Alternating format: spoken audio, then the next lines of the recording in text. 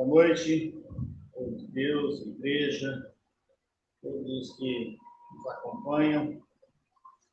Nós estamos aqui para dar início no nosso culto dessa noite, culto de louvor, culto de adoração e aprendizado da palavra do Senhor.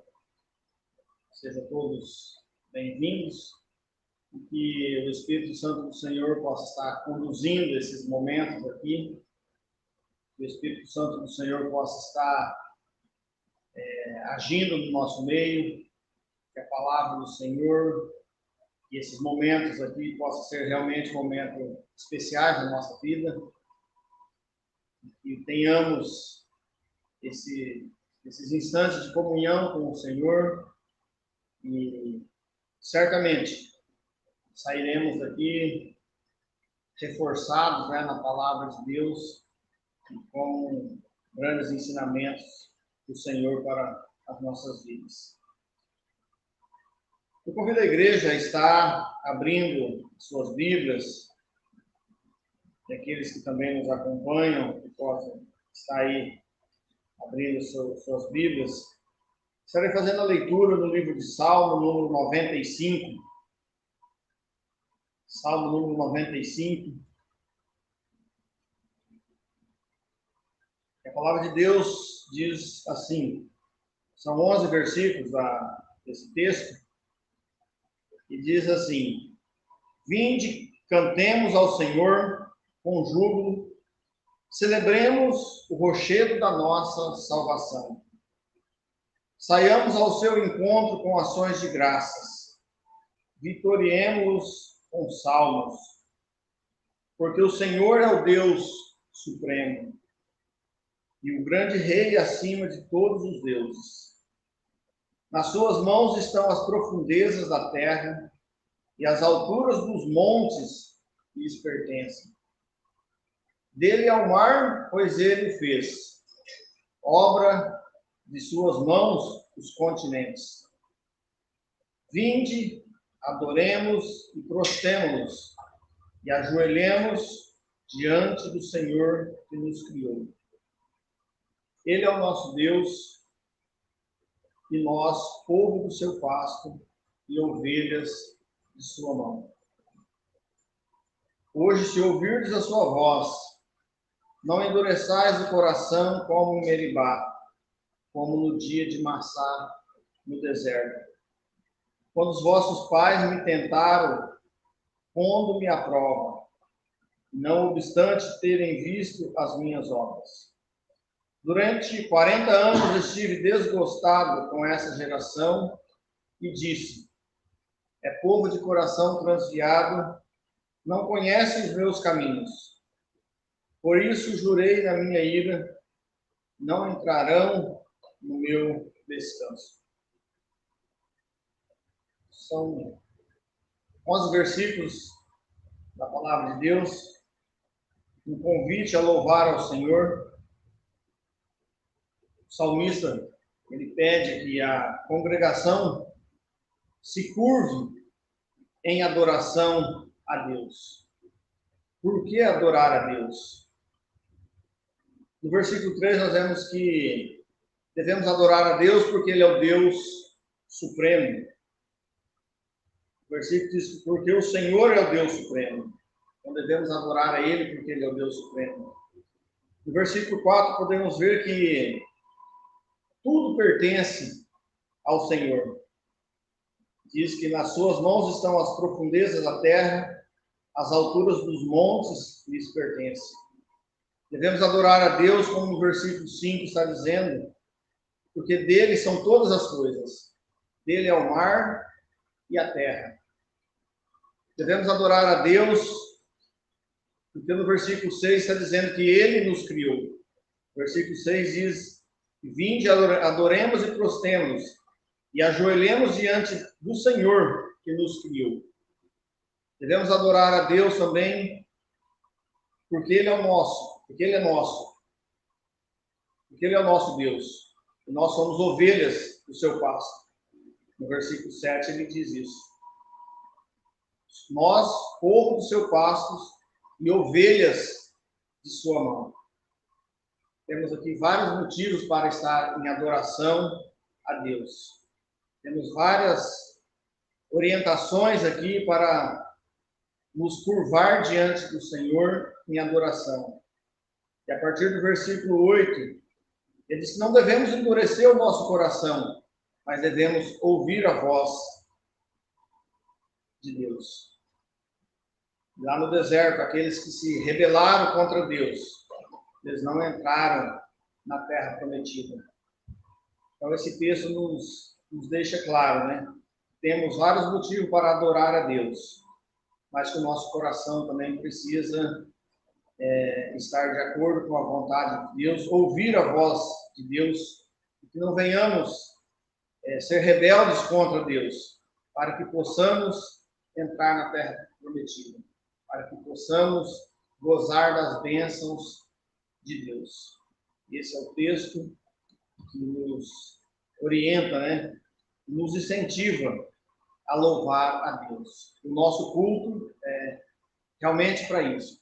Culto de louvor, culto de adoração a Deus. Porque Ele nos fez e nós somos ovelhas do seu pasto, somos ovelhas do seu pastoreio. Nesse momento, né, eu estarei fazendo uma oração, pedindo que o Senhor venha estar falando aos nossos corações através da mensagem que estará sendo proferida.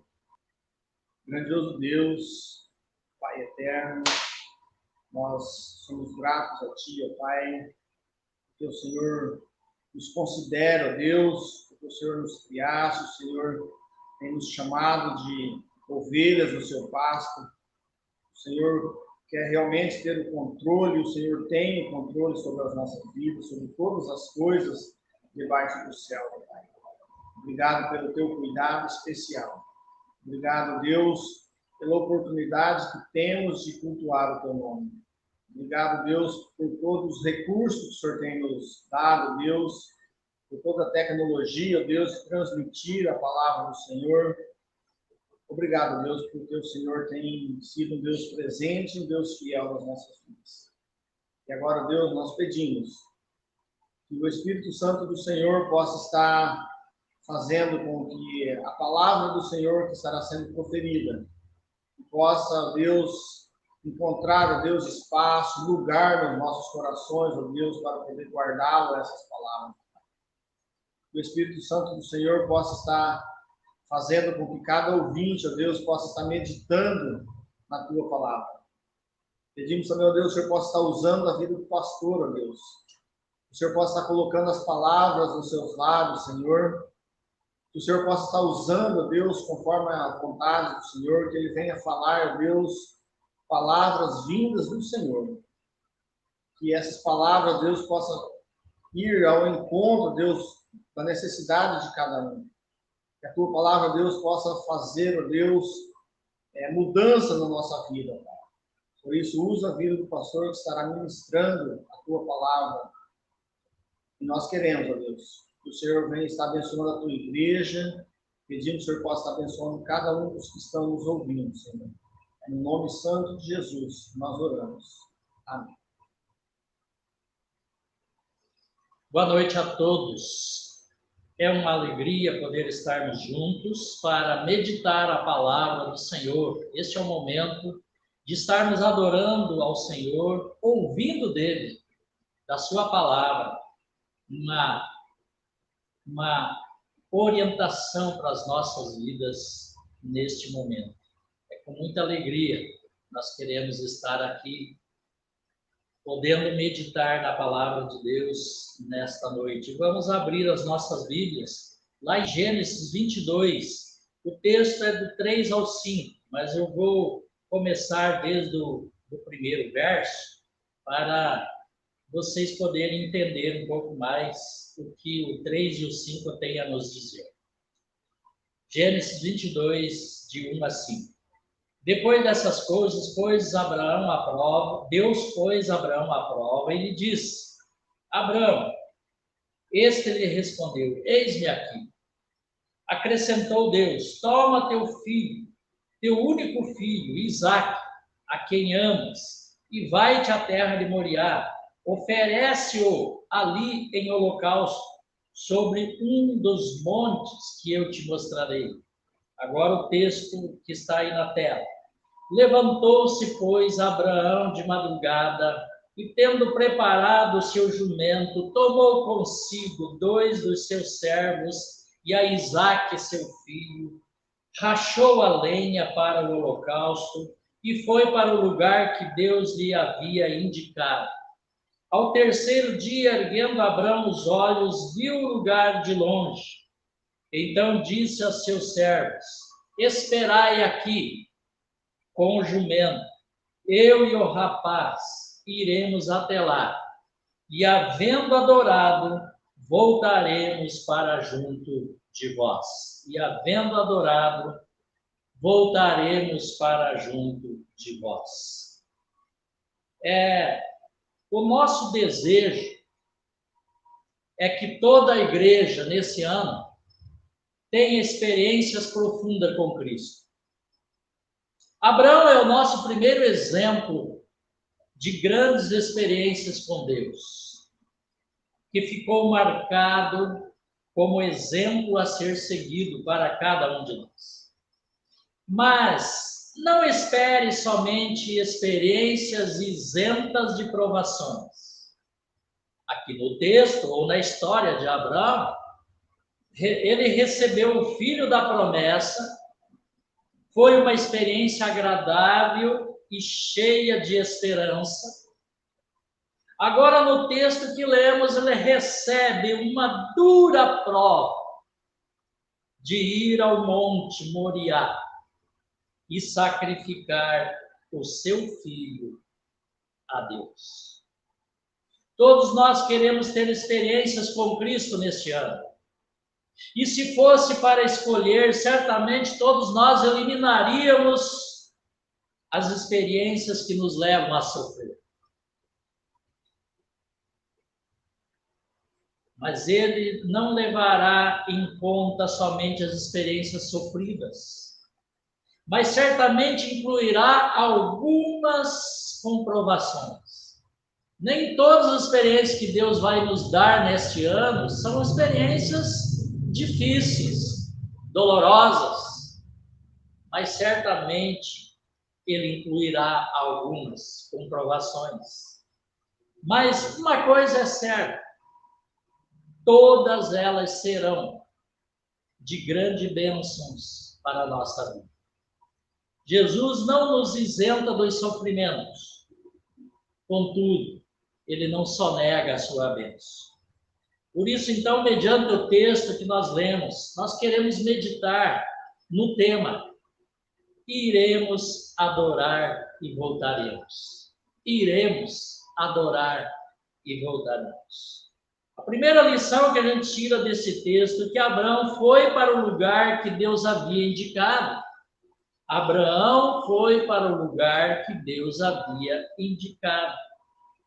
A expressão levantou-se lá no verso 3 pode ter 2 sentidos: ou de insurreição, ou de obediência, ou de desobediência ou obediência. No caso de Jonas, ele teve insurreição a Deus, ele se levantou contra Deus, ele fugiu da presença de Deus, ele desobedeceu ao Senhor. Abraão levantou-se e foi para o lugar que Deus havia enviado. Mas obedecer à direção apenas não basta. Abraão não apenas obedeceu à direção. E nós também não apenas devemos obedecer à direção e ir conforme Deus nos manda a ir para aquele lugar, para o lugar indicado. Mas temos que tomar algumas iniciativas que Abraão tomou aqui nesse texto. O texto diz que Abraão levantou de madrugada. Então, a primeira coisa que o texto quer nos dizer, quando ele te chama para ir para um lugar indicado, você não pode demorar. Não pode demorar, não te deixe demorar. Acorde enquanto é tempo. Jesus quer que você aproveite a oportunidade. Não deixe a oportunidade passar. Não deixe que, em lugar da provação que Cristo quer te provar, você dê lugar para a carne, para a tentação do mundo ou para a tentação do inimigo. Não te demores em cumprir. Levante-se o mais cedo possível e vá para o lugar onde Deus está te buscando, ou te levando, ou te indicando o lugar onde você deve ir. Mas o texto ainda diz que ele preparou o seu jumento para que levasse eles como meio de locomoção para chegar ao lugar da experiência. Eu creio que a nossa locomoção hoje não é da forma como foi com Abraão, mas é a locomoção por meio da oração. A oração é o veículo que nos leva às experiências tremendas com Jesus. Por isso a importância de orar sem cessar. Por isso a importância de orar sem cessar. Este é o grande meio de comunicação, meio de locomoção. A oração chega em lugar onde nós não podemos chegar. A oração, ela pode atravessar o globo, ela pode ir em lugar, em outros continentes, muito mais rápido do que nós podemos ir. É por isso que precisamos orar sem cessar. Mas o texto diz também que ele rachou a lenha para o holocausto. Qual tem sido o fogo que temos apresentado diante de Deus? É o fogo da unção do Espírito Santo ou é o fogo estranho, como fizeram os filhos de Arão, oferecendo um fogo estranho diante do Senhor? Qual é o fogo? Qual é a lenha? Qual é a queima dessa lenha? Que lenha nós estamos queimando? Que fogo nós estamos apresentando diante do Senhor? É o fogo do Espírito Santo ou é algum fogo estranho que, ao invés de agradar a Deus, estamos desagradando?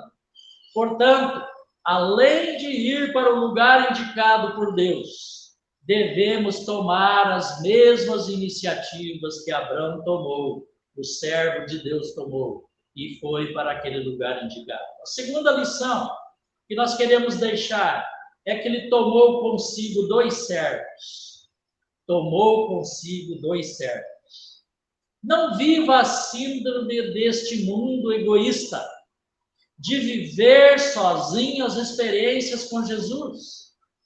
Embora na hora da experiência, Abraão enfrentou somente com Isaac. Os 2 servos ficaram na retaguarda. Os 2 servos não foram até na hora da aprovação. Eles ficaram na retaguarda, intercedendo por Abraão, intercedendo diante de Deus por Abraão, esperando em Deus a vitória, para celebrar com Abraão essa vitória. Portanto, não viva sozinho as experiências. Busque também a igreja, busque também o povo de Deus para estar com você nessa experiência.